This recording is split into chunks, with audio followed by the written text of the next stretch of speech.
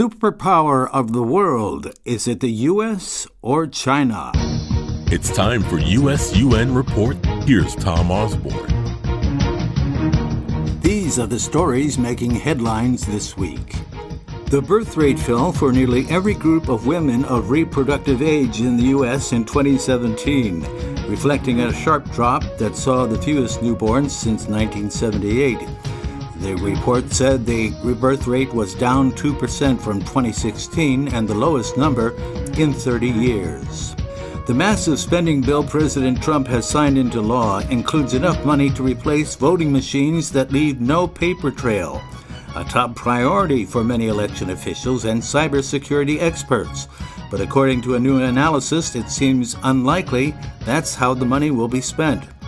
President Trump targets Planned Parenthood to choose between federal funding and abortion under the same roof as their other services. And Vice President Pence hits the road with top Trump campaign veterans. The Vice President heads to Indiana with a display of unity amid suggestions of internal discontent. The Vice President will appear with two men who helped design and engineer Trump's victory and aims at rebuffing suggestions that he is building a shadow campaign operation. President Trump says the FBI put a Justice Department spy in an effort to frame him on the campaign. Campaign advisor Rudy Giuliani said they had been told that the feds have an informant, but haven't verified the information. The U.S. stands tall as Asia's most powerful country, despite rising China. A new ranking by an Australian think tank has found, by way of what they call the Asian Power Index, published by the Sydney's Lowy Institute, ranked 25 nations in the Asian Pacific region and scored them on their influence. The 8 rankings by which each country is measured are future trends, economic, military, and diplomatic relations, and how strong they are likely to be in 2030. Which brings us to our story of the week on US-UN Report. The world's superpower. Is it the US or China? Here's Dr. David Canervo, our resident historian and authority on political science, to give us the backstory on this important question, which we will be dealing with today. David? Thank you, Tom. China's early political system was based on hereditary monarchies known as dynasties. Beginning in the 21st century, BCE, China expanded and then broke apart into several states and then reunited. The first dynasty, called the Qin dynasty, occurred in the 3rd century BCE when 7 separate states were united under that rule. Dynastic rule ended in 1912 CE with the Xinhai Revolution. A republic was created after that revolution. The Chinese Civil War, which began in 1927, resulted in the communists taking power in 1949 under Mao Zedong. The People's Republic of China was founded on the mainland. The defeated Kuomintang Party fled to Taiwan under Chiang Kai-shek. In October 1971, the People's Republic of China replaced the Nationalist Chinese in the United Nations and joined the permanent seat on the Security Council. The U.S. recognized the People's Republic of China on January 1st, 1979. Ken? Thank you, David. Let's begin with this news clip from Bloomberg Media regarding the United Nations, China, and Taiwan today. Taiwan has a constitution, an army, and an elected government, yet the United Nations doesn't formally recognize it. The reason? China considers the island one of its provinces, the government as illegitimate, and talk of independence deeply hostile. A new president in Taipei from the independent-leaning Democratic Progressive Party is testing China's tolerance, as is a new president in Washington. Here's the situation. Taiwan's first female president, Tsai Ing-wen, provoked an angry response from China by speaking to Donald Trump by telephone after he was elected. In deference to the Beijing government, no US leader has talked directly to a Taiwan president in almost 4 decades. Tsai says she wants peaceful ties with China while resisting pressure to acknowledge the One China principle. That principle has underpinned relations with China in the past. It's the understanding that both sides belong to one China, even if they have different ideas about what that means. Trump says his support for a one China policy hinges on cutting a better trade deal with China, prompting a complaint from the Chinese government. I don't know why we have to be bound by a one China policy unless we make a deal with China. Tom Osborne, the China question, and taking a closer look into it as a rising power, we could easily do a 2-hour special on this topic, but bring us back a little bit and tell us some of the history that you've researched. Well, of course, Mao was the individual who believed that China's peasants, not planters in Moscow, sounds familiar, doesn't it, should determine the course of the Chinese Revolution. And Mao Zedong became the face and the figurehead and the ideological father of the Chinese. It came from peasant origins in Hunan. And the young Mao became a busy activist when he participated in literary groups. He organized labor strikes at a very young age, starting schools to educate workers and peasants, almost from the age of in his early 20s. The May 4th movement sparked interest in political movements, particularly Marxism, and Mao became a founding member of the CCP, or the Chinese Communist Party, and then single-handedly built up his party in his native Hunan province.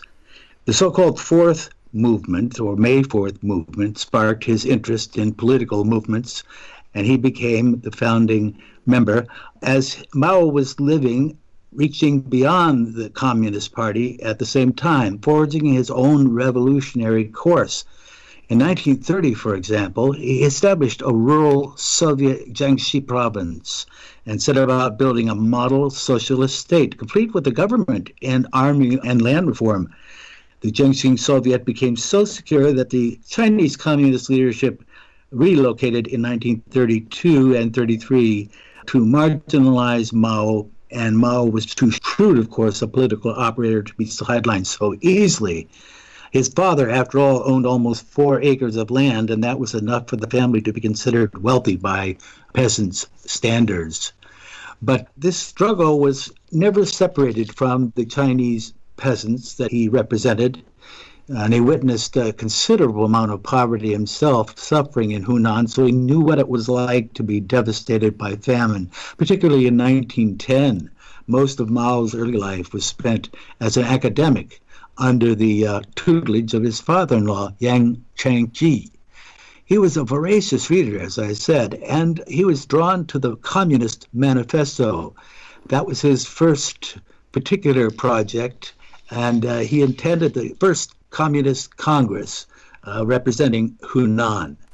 And he became involved in organizing Hunan's miners and railway and textile workers, disputing organized strikes. No less than 20 different unions were formed under Mao's guidance. He later headed up a national propaganda bureau and returned to Hunan and started compiling his first Hunan Peasant Report, while organizing most significantly and delivering on military training to peasant militias. And this was a major turning point. It was 1927 in Mao's life. Jiangxi's massacre of communism in Shanghai ended the First United Front and forced most of the Chinese Communist Party into hiding. Mao turned his attention to the political and military mobilization again of the peasantry and the aim of achieving local autonomy. So you can see he started from a young age. He learned this from his own experience of poverty and carried it through to the end of his life. Ken? For America, China is arguably the most important country in the world. One reason is that China is really, really big.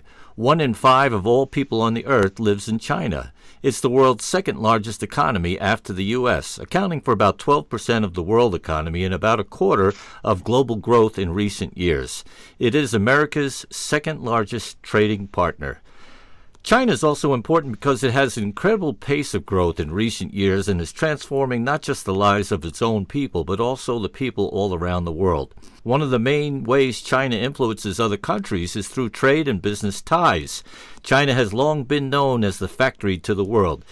Dr. David Canerva, in our last 30 seconds, why does China matter? China matters for really 2 major reasons. One, as you mentioned, is the economy. The economy is growing at a pace of 10 to 11% a year, which is outstanding. And secondly, it matters because China has the world's largest military. Ken? You're listening to US-UN Report with Tom Osborne, Dr. David Canervo, and Ken McCaleb. And we're talking about China today, and we'll be back right after these messages.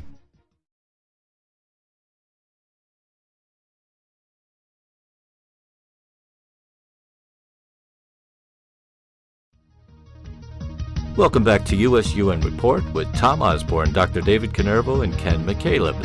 Let's go back in time a bit when President Trump decided to launch a new trade war with China. This clip provided by the Reuters news agency. But we have a trade deficit, depending on the way you calculate, of $504 billion. Now, some people would say it's really $375 billion.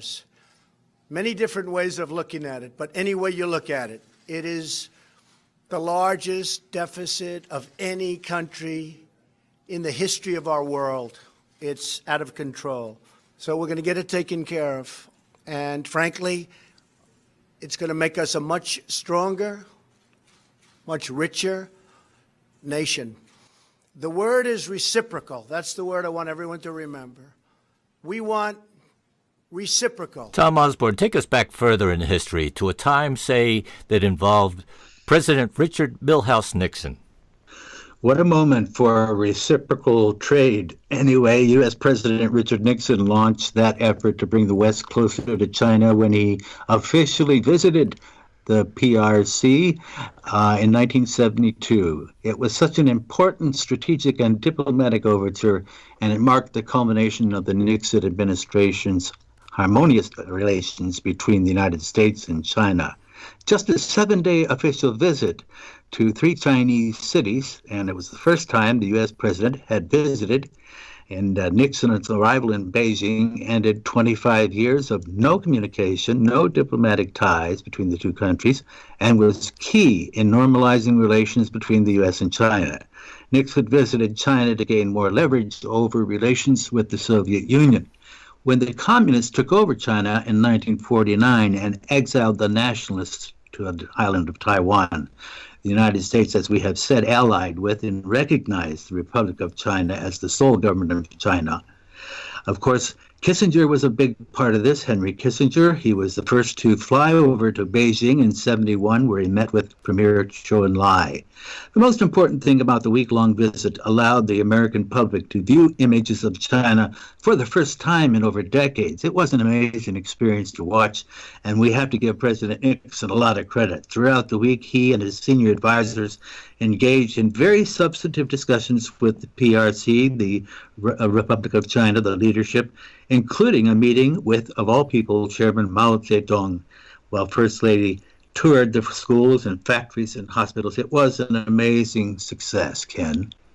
Well, one of the things I want to bring up, and it's an uncomfortable topic, is China's debt trap.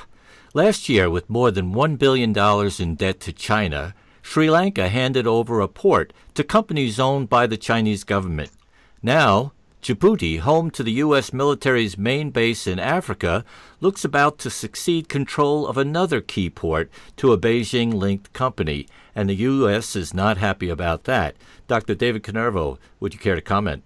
Well, of course, one of the things which China has been very good at in recent years is helping to prop up governments, including our own, that are in debt.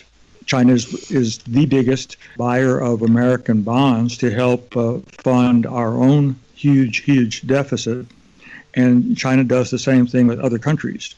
While we are not likely to cede to China ports or other territory, other countries are not in the same position that we are, and find that that's the sort of demand that China may make of them in order to let their debt go.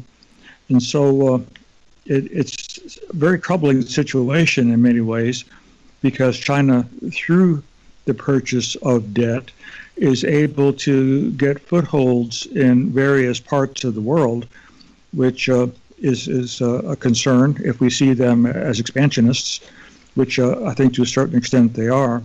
But also it's troubling to the United States for us to have $1 trillion in debt, much of which is owned by China.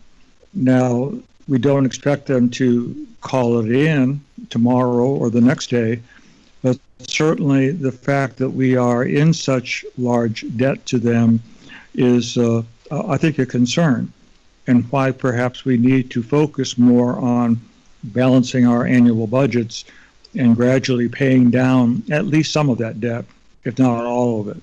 That's not going to happen in my lifetime, but certainly it is a goal I think that we should move toward.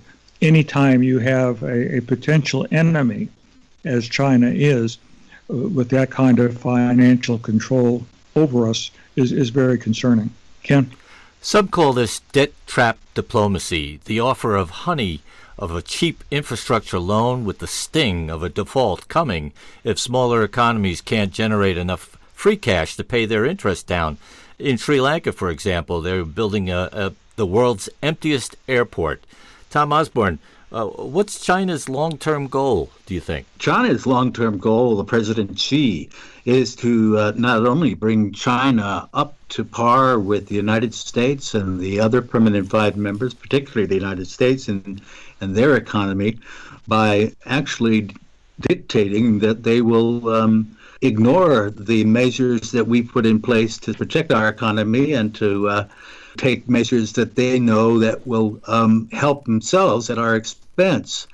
President Trump is talking about a trade deficit. And of course, this is a situation in which we have been giving to China from Nixon on, trying to build relations. And so for President Trump to bring up the idea of controlled economies and tariffs has upset China, and they've actually retaliated with putting some tariffs on soybeans, which are really not a big deal for the United States. It's really kind of a move that has no real strength to it. But what is concerning is President Trump's pushing for the bailing out of some of the Chinese companies to try to curry favor and curry trade opportunities. One of them is the Chinese electronic maker, which his own administration policy could be a sign of concession to China as trade on North Korean talks roll on. This week, President Trump tweeted, "President Xi of China and I are working together to give massive Chinese phone company ZTE a way back into business. Too many jobs in China lost," he said. Commerce Department has been instructed to get it done. So why are they out of business? Last month, the Commerce Department blocked ZTE from importing U.S. components for their devices. ZTE has been fined for violating North Korean and Iranian sanctions, and its devices have been flagged by U.S. intelligence as a potential cybersecurity threat. And here at home, many politicians are railing against the president's notion and the tactic that the Senator Marco Rubio tweeted. The problem with ZTE isn't jobs and trade, it's national security and espionage. We're crazy to allow them to operate in the United States without tighter restrictions. And so as we go forward with new relations with China, we're going to be carefully watching what the president does and what President Xi does, because we're not meeting necessarily always on equal terms. Ken? Well, 8 nations will find themselves vulnerable to above-average debt to China. Djibouti, Kyrgyzstan, Laos, Maldives, Mongolia, Montenegro, Pakistan, and Tajikistan. Now, researchers haven't been able to estimate how big this debt will be, but they need to assemble much more data from media reports. Dr. Canervo, your thoughts? Well, it is important, of course, that we get some sense of what the debt is for these smaller nations. These are countries which, for the most part, are fairly rural. They are less developed nations in the world and not very wealthy at all. And so it's a little bit like getting a loan from a loan shark in some ways, in that they've gotten money that they desperately need for economic development. But at the same time, you have this terribly powerful nation of China looking over their shoulder and threatening them perhaps if they don't get their money back. Ken? The lesser-known side of the story is that China is also now a major consumer of U.S. goods. And Tom, you mentioned this earlier. About 1/4 of the soybean grown in U.S. goes to China, as well as 1 in 5 planes being manufactured by Boeing. And Apple now sells more iPhones in China than in the U.S. China is also a big consumer of American services like education. 1 in 3 foreign students in the U.S. is now from China. You're listening to USUN Report with Tom Osborne, Dr. David Canervo, and Ken McCaleb, and we're talking about China. We're taking a closer look into a rising power, so stay with us.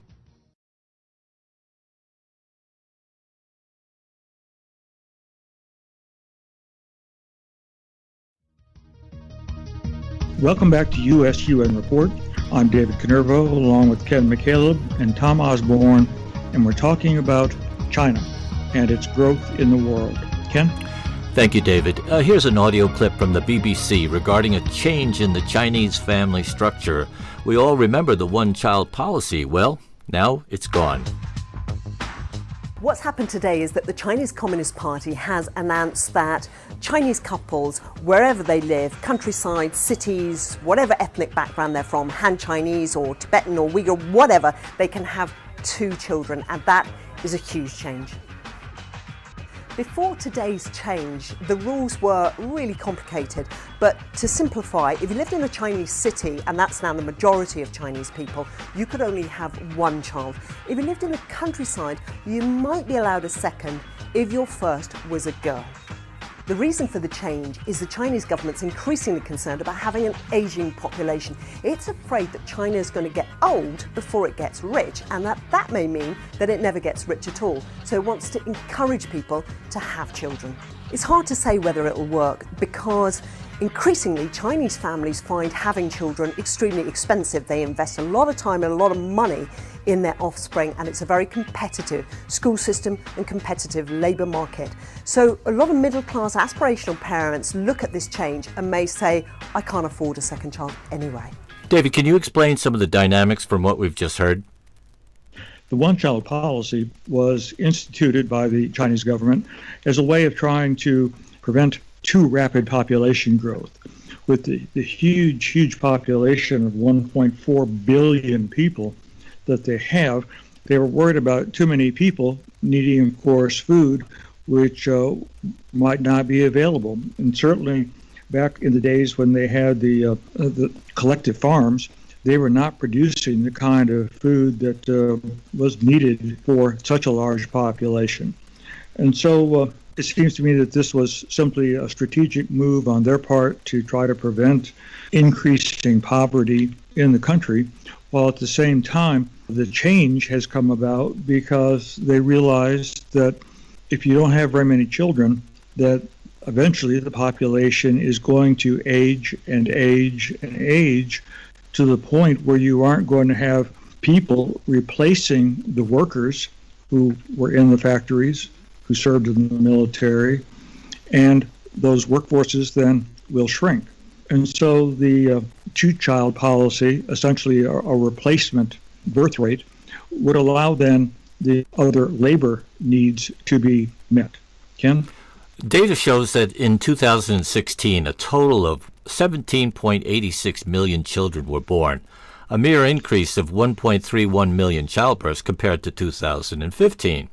The total population of mainland China, excluding Hong Kong, Macau, and Taiwan, was estimated at 1.38 billion in late 2016, which marks an increase of 8 million people compared to the year before. Now, over 16% of China's population is now age 60 or older, and the working age population, 16 to 60 years old, is 907 million people, accounting for 65.6% of the total population. The data also shows China's rapid urbanization. The rural population has decreased, with 13.7 million people, and currently almost 793 million people in China live in the city, in urban areas, with less than 590 million people residing in the rural areas. Now, looking at the gender proportionality, China's male population is currently 708 million, with a female population of 674.56 million. And this marks China's problem with gender imbalance as there are now 33.5 million more men than women. Tom Osborne, is this two-child policy going to make any change? Of course, I guess it will make a lot of change in terms of the population, which is already huge and overpopulated. It seems rather cruel and inhuman to be having to tell your population that you can have one child or two children. And of course, this is a great problem with their economy, and they don't know what to do about it. So they take drastic measures such as this. In the Deng Xiaoping era, they were trying to modernize and foresee some of this in agriculture. In fact, peasants were allowed to rent a tract of land to farm as a private farm and gave a set amount to the commune. But each state owned the enterprise and had to produce a certain amount for the state. So you see, it's a recipe, I should say, for starvation. And it affects the population in ways that are really almost surreal in terms of planning, family planning, and so on. Ken? Well, another way all these children are reshaping the world through its voracious appetite of use of resources to feed its factories and to build new roads and cities. China accounts for about half of the aluminum, copper, nickel, steel, and concrete used worldwide each year, making it a major customer for resource-rich countries like Australia and Brazil. China's appetite for resources is so big that the country actually used more concrete in the last 3 years than the U.S. did in the entire 20th century. So my question, Dr. Canervo, is China still a poor country, or is it rich and powerful? Well, it is becoming richer and more powerful. I don't know that we would call it certainly a third world country anymore, but I'm not sure that it is considered quite as powerful as the United States and maybe some of the other Western European countries, certainly in terms of standard of living for their people. They are a nuclear nation, which obviously gives them military power. They have a huge economy, but at the same time, that economy is one in which, despite its very rapid growth and the fact that something like 150 million Chinese have been pulled out of poverty because of the economic expansion. Nevertheless, the equality of wealth distribution in that country is very uneven, so that there are still lots and lots of poor people in that country. The growth in use of resources is amazing. It's a way of trying to help workers find jobs, but at the same time, that terrific demand for resources increases the cost of them for everybody else. Ken? China is important to the U.S. for security reasons as well. China is now the dominant power in East Asia, a region with close U.S. allies and vital shipping lanes. China and the U.S. have some serious conflicts, for example, over cyber attacks on government and business secrets, and China clashes with its neighbors over territory in the East China Sea and South China Sea. But the U.S. and China cooperate on issues like climate change and counterterrorism, and China has supported U.S.-led efforts to contain North Korea and Iran's nuclear programs. Tom, how are they doing? What's the report card in our last minute? Well, the report card is not really great. I mean, we still have to deal with human rights, which we're ignoring completely. And remember, the revolution of Mao did not allow private business, but it gave more leeway to the capitalist lines, but allowed some freedom for people to modernize. And this modernization was not followed by political reform. Deng Xiaoping opposed democracy and recommended holding to the socialist road. And let's not forget, he called it a dictatorship, a democratic dictatorship. But all this culminated in the Tiananmen Square massacres. In June of '89, the funeral of popular Hu Yaobang, combined with the visit of Gorbachev, prompted a student hunger strike and occupation of the square. So we came back to step one, and we're still making that march. Ken? You're listening to US-UN Report with Tom Osborne, Dr. David Canervo, and Ken McCaleb. And today we're talking about the China question, a closer look into a rising power. So we'll be back right after these messages, so stay with us.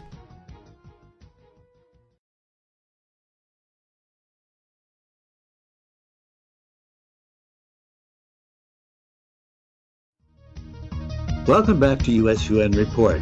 Today we're talking about a new world order. Is it the U.S. first or China first? Ken? Thanks, Tom. Well, the Chinese have their own idea of a new world order. It's 5 years in the making now, and it's called social credit scoring. And this clip is from CBS New York. Leo Hu recently tried to book a flight. He was told he was banned from flying because he's on the list of untrustworthy people. Leo is a journalist who was ordered by a court to apologize for a series of tweets he wrote and was then told his apology was insincere. I can't buy property. My child can't go to private school, he says. You feel you're being controlled by the list all the time. And the list is now getting longer, as every Chinese citizen is being assigned a social credit score, a fluctuating rating based on a range of behaviors. It's believed that community service and buying Chinese-made products can raise your score. Fraud, tax evasion, and smoking in non-smoking areas can drop it. China's growing network of surveillance cameras makes all of this possible. It can recognize more than 4,000 vehicles. Xu Li is the CEO of SenseTime, one of China's most successful artificial intelligence companies.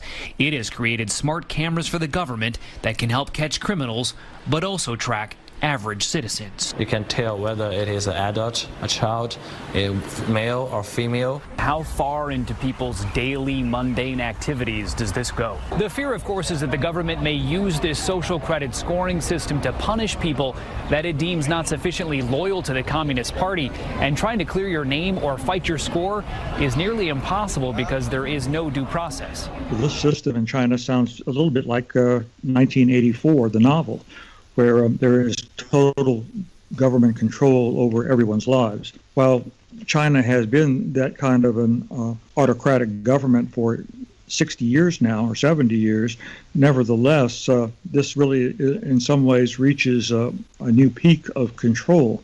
Here we are building in incentives through a point system for proper behavior, but at the same time, I suspect very strongly that there is no list of proper or improper behavior that serves as a standard by which people's activities are measured.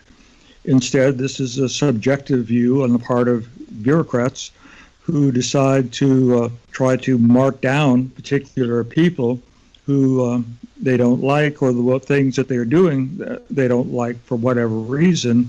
Many of them very petty activities which really have no significant impact or certainly don't serve as a threat to the Chinese government.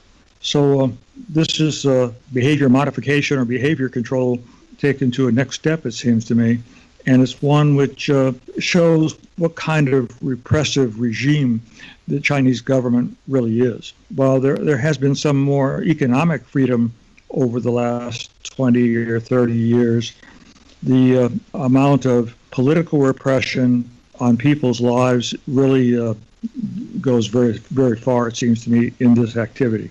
Ken? Tom Osborne, could you please weigh in on this topic? Of course, and I think, Ken and David, it seems to me that this is only going to get worse. We're talking about amazing masses of intelligence and cameras. I mean, there's thousands of cameras mounted and located everywhere. And we have to look at our own society as well. We're going through the same thing. We're just not awarding points. Perhaps you're going through a stop sign and you get photographed. Well, there's points for you there. This is much more serious, though, because in China, they're looking into everyone's personal and private life, even the amount of children you have. So even where you might smoke a cigarette, you might be watched. So living under such a government would certainly bring havoc and revolution, I would think. And you have to wonder, how fast is President Xi moving to manage this billion population, yet at the same time, how fast he may diminish their freedoms. Ken? Well, you mentioned a large number of cameras. The prediction is that by 2020, there'll be 1.6 million cameras in place monitoring the Chinese people. Now, the one thing that I'd like to bring in a new segment of our show, and that's, I'm going to call it Rapid Fire. And basically, these are short, quick questions, so we cover a lot of territory. I'll start with you, David. Is the Chinese communist regime legitimate? Well, I think it's legitimate. It certainly has been recognized as legitimate by some 100 countries around the world. So yes, I would think so. Tom Osborne, can fighting corruption save the Chinese Party? I don't think corruption is the basic problem. The problem is really so many people to bring into the society. They haven't come up with the right formula to solve their starvation problems. And the problems that come with a billion people. Ken? And Tom, as a follow-up, does Mao still matter? Mao matters. Yes, he's very much revered, and in fact has been pointedly appraised as one of the great leaders of China, and always will be. David Canerva, what's the source of ethnic tension in China right now? I think the source of ethnic tension is, of course, the different groups in society with their own languages in some cases who are trying to get scarce resources. And if some groups appear to be favored over other groups, then that certainly creates much more resentment. And so it's a matter of who's getting what, and is the playing field equal for everyone. Tom, what should we know about public opinion in China? Well, public opinion in China is really reflected by the newspapers that you read and the headlines. If you're a visitor to China and you ask someone what this means, I'm sure that they would give you whatever was what was on the page. I think it's very difficult to have personal relationships with people in government, or to go beyond what the United States officially is allowing and what China is allowing. There are two fortresses which are very careful about their rules, and they keep them soundly in line. Ken? What does longevity mean, Tom, for the leadership in China? Well, it means a lot, because Mao was able to have an influence. I think he would have, if he could have lived in good health forever, he probably would still be ruling China, but that, of course, was not possible. And it also adds to the population problem, and of course, the problem there is the aging population and the lack of new people to step in and take the jobs and the professions that will be left behind as the older people shuffle off the scene. Ken? Dr. David Canerva, as the U.S.-UN report historian, can the Chinese Communist Party learn from Chinese emperors? I suspect they can learn that certainly there have been decades and centuries of turmoil in the past under the various dynasties. The fact that there were so many of them and one was replaced by another and replaced by another shows the inherent turmoil within that society as different groups want to come to the fore and get power. And so one of the things that the current Chinese leaders need to be worried about is, of course, the fact that with modern society and communications, as the Chinese people learn about the freedoms and the standard of living that exists in Western Europe and the United States, might that be a temptation to them to have their own uprising one day? Ken? David, as a follow-up, will China lead Asia, and how strong are China's armed forces? Well, I think China will lead Asia. Certainly they are leading them economically currently. Their armed forces are quite strong. Their army is the largest in the world. It has somewhere close to 2.4 million soldiers. So certainly in terms of manpower, it is quite large and overwhelming compared to the other countries in the region. Ken? Tom Osborne, what does the rise of China mean to the United States? Well, it means that the United States is going to have to reassemble its diplomatic placements around the world. It's going to have to beat them up, and we're going to have to be ever more watchful of who we are as a country, what we say as a country, and what kind of relationships we have with China and countries like China. It puts us in a very challenging position, particularly as we are having questions about which way we're going in our foreign affairs. Ken? You're listening to U.S.-UN Report with Tom Osborne, David Canerva, and Ken McCaleb. And when we come back, we're going to summarize what we've learned about China today. So stay with us.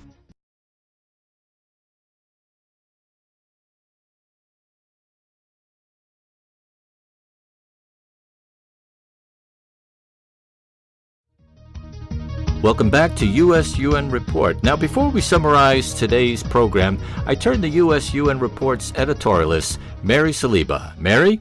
Thanks, Ken. In an all-out U.S.-China trade war, China has more to lose. The U.S. bought $500 billion of its services and merchandise last year. But this isn't just about trade. This is about leadership in the world. President Xi controls the media with an autocracy we hope the U.S. will never know.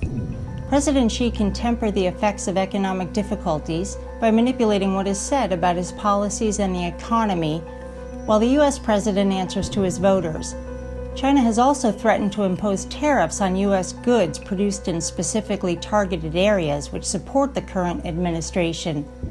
China can play a sly game with rules we don't understand in the West. But while China has a lot more to lose in terms of dollars, politically, the U.S. has plenty to lose on the local and global stage. China is way ahead of the U.S. in the propaganda game, and that's not a game we want to win. When the U.S. dropped out of the Paris Accord, we left China to step right into that void. China is increasing investments in renewable energy, shutting down non-compliant factories, and reducing its reliance on coal, while the U.S. is proceeding at a pace backwards to less fuel efficiency, investments in coal, and tariffs on solar cells and modules. The perception could be that China has a moral upper hand. But behind China's roaring advances in technology come a chilling future for its citizens.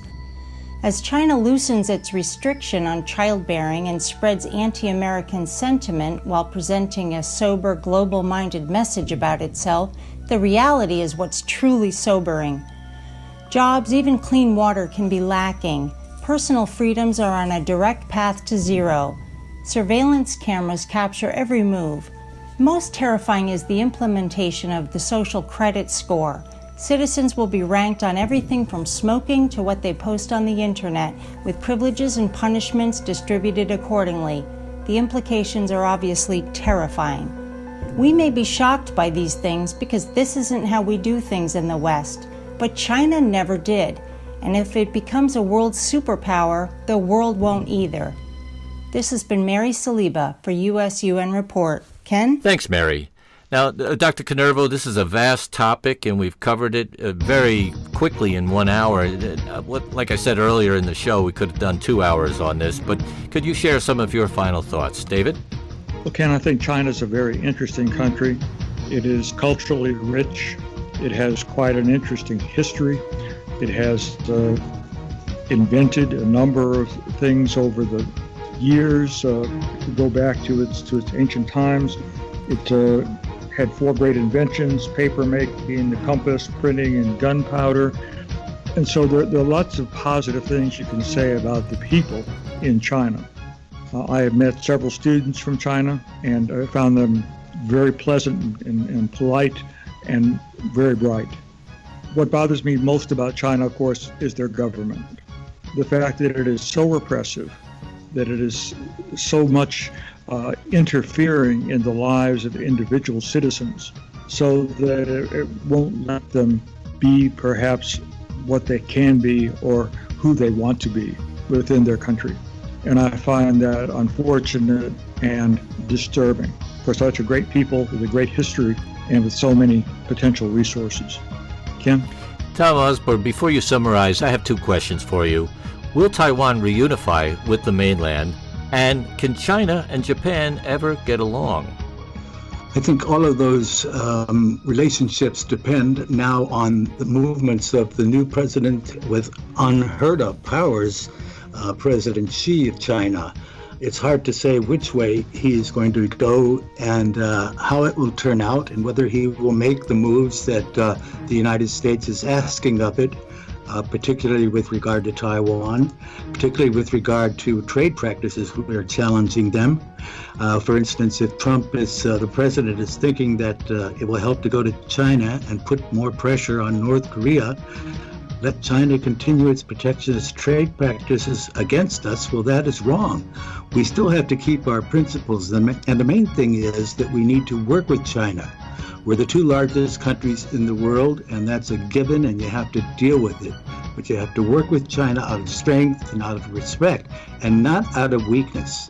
and not short term, but rather long term. That seems to be the feeling amongst most critics of American policy in China. I'm afraid that's all the time we have today, but we will be back next week, and we hope you'll join us for the next episode of US-UN Report.